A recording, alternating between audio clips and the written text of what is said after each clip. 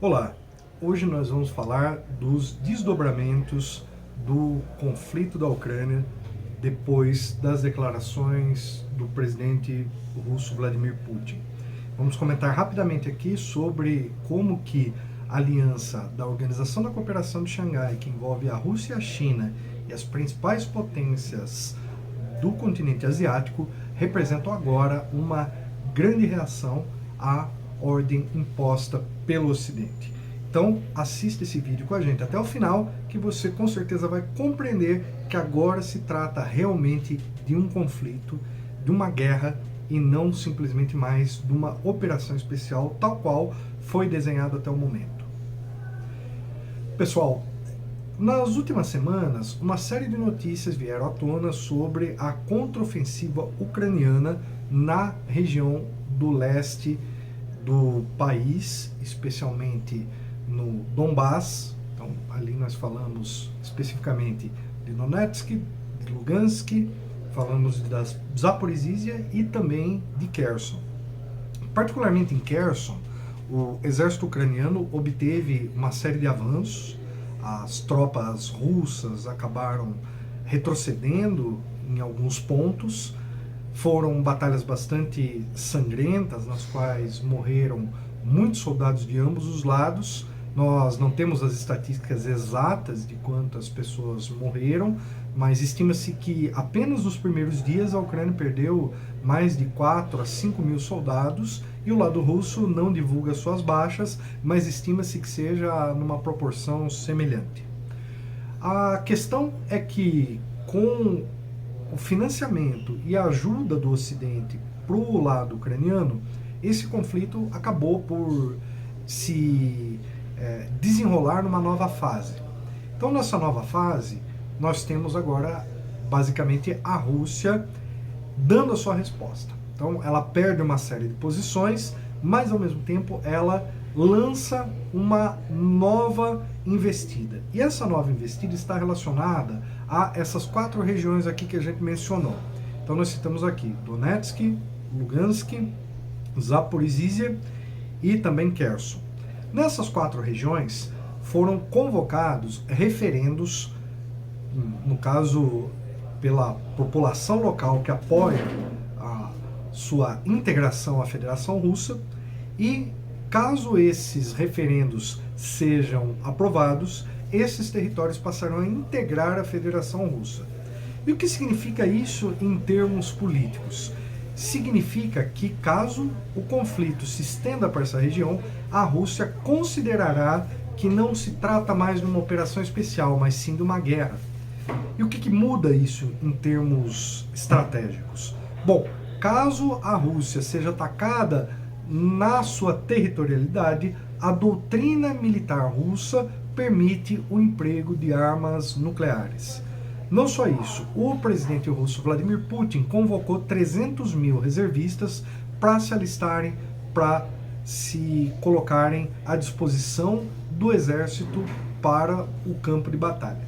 Isso traz uma série de desdobramentos. Primeiro porque as batalhas que hoje são realizadas ali naquela região vão passar agora por um momento muito mais delicado e que vai ter um emprego massivo de tropas. 300 mil soldados é um número considerável. E nós temos uns aspectos aqui bastante importantes também. Na última semana, houve uma reunião da Organização da Cooperação de Xangai, a OCX, que ela definiu uma série de questões, mas a gente vai destacar aqui a declaração do presidente russo Vladimir Putin e do presidente chinês Xi Jinping. Então, ambos compreendem a ameaça que representa hoje os Estados Unidos e o Ocidente para esse processo de integração da Eurásia. A Organização da Cooperação de Xangai, ela deu um passo significativo ao convidar alguns novos atores para essa reunião, para essa cúpula. Então eu quero destacar aqui, por exemplo, além da Rússia e da China, que são os principais atores, a presença da Índia, que por sinal a presidência da OCX agora vai ser compartilhada entre a China e a Índia. Então nós temos 2 grandes players internacionais que estão presidindo essa organização. que ela passa a rivalizar com a OTAN no aspecto da integração militar do continente asiático. Lembrando que a OTAN, a Organização do Tratado Atlântico Norte, supostamente ela teria como escopo a proteção de alguns países do chamado Atlântico Norte. Mas ela, na cúpula de Lisboa, que ocorreu alguns anos atrás, ela definiu que o seu escopo agora é o mundo. Só que a Organização da Cooperação de Xangai, ela também trouxe novos atores, e aqui a gente pode destacar então, além desses já tradicionais mencionados, Rússia, China e Índia, agora se aproxima da organização o Irã, a Turquia, o Egito e a Arábia Saudita, sem contar aqueles países ali do centro da Ásia, que também fizeram parte, alguns da União Soviética e outros da área de influência da China, que procura estender a Rota da Seda, a nova Rota da Seda, em direção ao chamado, a região ali do leste europeu, a região ali no caso do Oriente Médio. Então a grande Rota da Seda, a nova Rota da Seda, se estenderia por todo o continente euroasiático. E é importante a gente mencionar, Egito e Arábia Saudita tradicionalmente foram aliados dos Estados Unidos, mas cada vez mais esses dois países têm se aproximado da Organização da Cooperação de Xangai. Então, um exemplo, o Egito ele está construindo a sua nova capital na região ali de Suez. Então, para o Egito, o capital chinês é muito importante para esse desenvolvimento. E nesse caso, a China hoje tem uma série de acordos econômicos estratégicos desenvolvidos com o Egito. Mas o que mais interessa aqui para nós, no caso, é a guerra da Ucrânia. Então vamos explicar para vocês o que significa essas mudanças, no caso do conflito na Ucrânia. Vejamos, se a Ucrânia está avançando para posições que anteriormente a Rússia conquistou, a partir do momento que a Rússia declara essas regiões como de seu território, qualquer ataque que a Ucrânia venha a fazer será um ataque direto ao território russo. E um ataque direto ao território russo, ele muda o caráter de operação especial para um caráter de guerra. E sendo um caráter de guerra, a Rússia pode empregar todas as suas forças, principalmente por se tratar de um ataque no próprio território. E o Putin deixou muito claro que ele não está blefando com relação à possível utilização de armas nucleares. Vamos lembrar uma coisa importante, Zaporizhzhia é uma importante região onde tem centrais nucleares que abastecem aquela região. A Ucrânia foi o país onde ocorreu o desastre em Chernobyl. Então, a questão do controle de Zaporizhzhia, inclusive, garante o controle sobre uma usina nuclear bastante estratégica ali na posição. O Donbás é uma região bastante rica numa série de minérios estratégicos e outrora foi uma região bastante desenvolvida em termos industriais. Bom, considerando que essas 4 regiões podem vir a pertencer à Federação Russa, nesse sentido muda 2 coisas no cenário. Anteriormente falava-se que o plano da Rússia não seria anexar esses territórios, mas garantir a independência deles e a integração num futuro território de um novo país chamado Novorossia, ou Nova Rússia, que seria os 4 já mencionados, mais o Oblast, ou melhor dizendo, a província de Odessa, e isso se integraria, portanto, com a região ali que a gente chama, que fica ali na fronteira da Moldávia, que é a Transnistria. E isso tudo praticamente acabaria com o acesso da Ucrânia ao mar. Então, Odessa seria a última província ucraniana com acesso ao mar, considerando que nós não mencionamos aqui a Crimeia, porque a Crimeia foi anexada pela Rússia no ano de 2014, a partir do golpe de Estado que houve nesse país. Então, portanto, a ideia da Nova Rússia morreria e no lugar da Nova Rússia surgiria, então, novos oblastes, novas províncias vinculadas à Federação Russa. Então, vão acontecer nos próximos dias, nas próximas semanas, nos próximos meses, os plebiscitos que vão definir a condição desses locais com relação à Federação Russa. Então, provavelmente, se a Rússia está por trás da articulação desses plebiscitos, dificilmente essas regiões votariam contra. Inclusive porque lá já circulam as moedas russas, porque lá já existe um plano de integração econômica com a Federação Russa, e fica cada vez mais claro que há uma ofensiva do Ocidente com relação à Rússia e à China. Num vídeo anterior eu comentei com vocês que na última reunião da OTAN ficou bastante claro que a Rússia é o inimigo prioritário da OTAN, como sempre foi.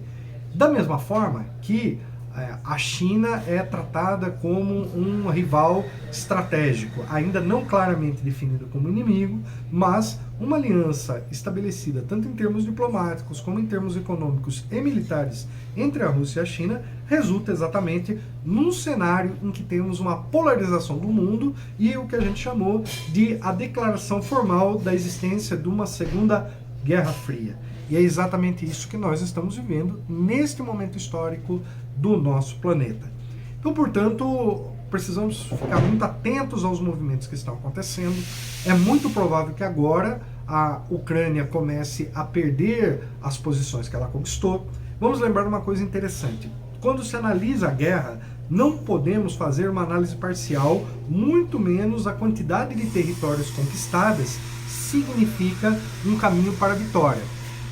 É importante conquistar territórios? Não tenha dúvidas que sim. Mas muito mais importante do que conquistar um território é manter sobre o território. E existe uma manobra militar que é muito comum, que quando você quer consolidar certas posições, você dá espaço para o inimigo avançar, para que o inimigo disperse as suas forças e no momento de fraqueza dele se retome aquilo que teoricamente já foi seu em termos do campo militar. Então, essa estratégia a Rússia já usou em outros contextos históricos, particularmente na Segunda Guerra Mundial. O tipo de guerra que a gente vê hoje ali no conflito russo-ucraniano está muito relacionado às táticas empregadas naquela época. E vamos lembrar uma coisa, como a Ucrânia outrora pertenceu à União Soviética, a Ucrânia conhece as doutrinas militares russas da mesma forma que a Rússia herdou todo esse conhecimento que vem da extinta União Soviética. Importante a gente mencionar uma coisa que tem acontecido, que é a Batalha dos Símbolos.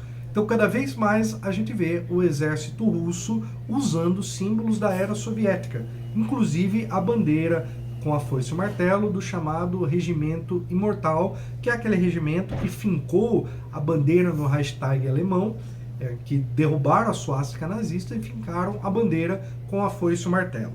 Por outro lado, cada vez mais a Ucrânia assume certos símbolos associados ao nazismo, particularmente a Cruz de Malta, que vem sendo pintada nos tanques de guerra. Então a Rússia pinta os seus tanques com a letra Z e a Ucrânia com a Cruz de Malta, que era um símbolo da Wehrmacht, a força aérea da Alemanha nazista.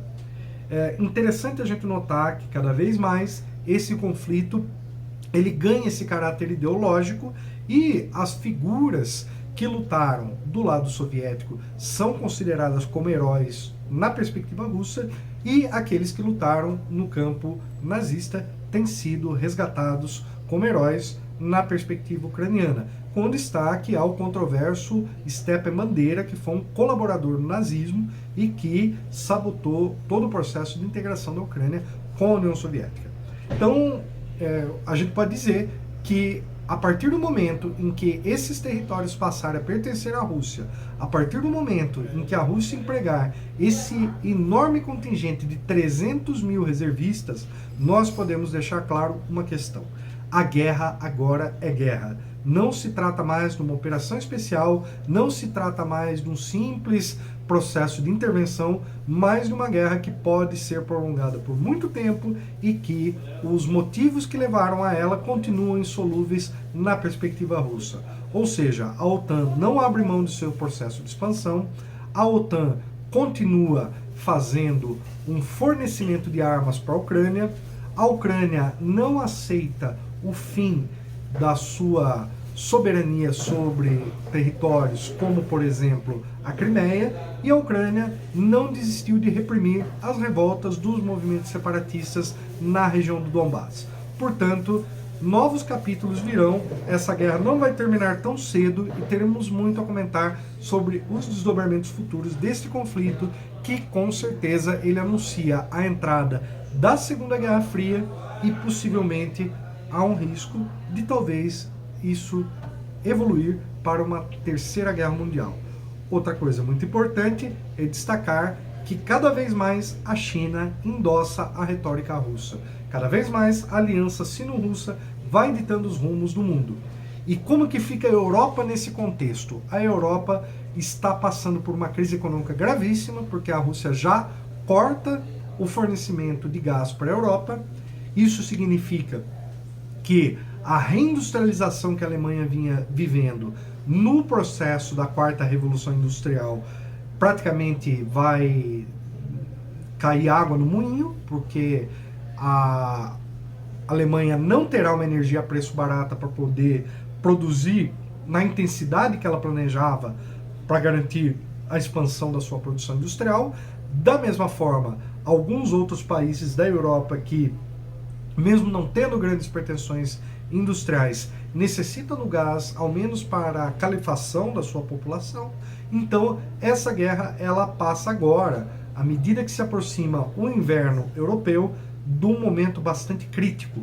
E essa tomada de posições vai alterar conforme se estabelecer as zonas de influência de cada um dos países, e quando começar a cair a neve e quando começar a se estabelecer o frio, quem estiver melhor posicionado terá melhor condições no campo de batalha. Então, muita coisa ainda vai seguir. Continue nos acompanhando para vocês entenderem os desdobramentos desse conflito e as consequências dele por longo prazo para a humanidade. O dado concreto é: a Rússia não está para brincadeira, os Estados Unidos não querem recuar, a Ucrânia hoje não é um país que tem soberania, pelo contrário, ela está sob ocupação dos interesses dos Estados Unidos, e cada vez mais os países da União Europeia perdem a sua força. Eu vou mencionar uma última questão que também vale a pena ser citada. Nós temos uma mudança bastante drástica nos rumos políticos do Reino Unido, porque nós tivemos uma queda de um primeiro-ministro e a morte de uma rainha. Agora nós temos uma nova primeira-ministra e um novo rei. Ou seja, trata-se de uma mudança política que pode trazer consequências bastante complexas. Vamos lembrar que em 1842 o Reino Unido, no caso a Inglaterra, enfrentou a Rússia na Guerra da Crimeia. Hoje o Reino Unido age exatamente para bloquear a influência russa naquela região. É um dos países que mais tem intensificado os seus esforços de apoio à Ucrânia, e por isso precisamos prestar atenção.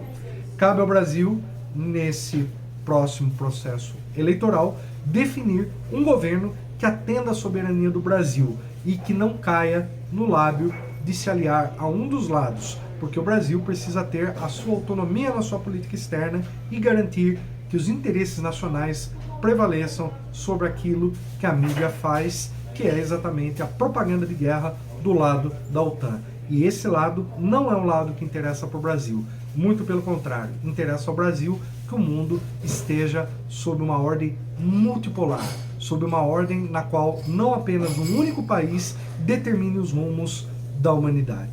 Então, pessoal, é isso. Comente aqui, deixe a sua opinião. Vocês acham que estamos perto de uma terceira guerra mundial? Vocês acham que esse conflito vai recrudescer? Ou que agora que a Rússia vai entrar de uma vez, esse conflito vai se resolver de forma rápida? Coloque aqui sua opinião. Não se esqueça de curtir o vídeo e, principalmente, divulguem essas informações para que mais e mais pessoas tenham acesso a essas informações de qualidade conosco aqui neste canal. Até a próxima!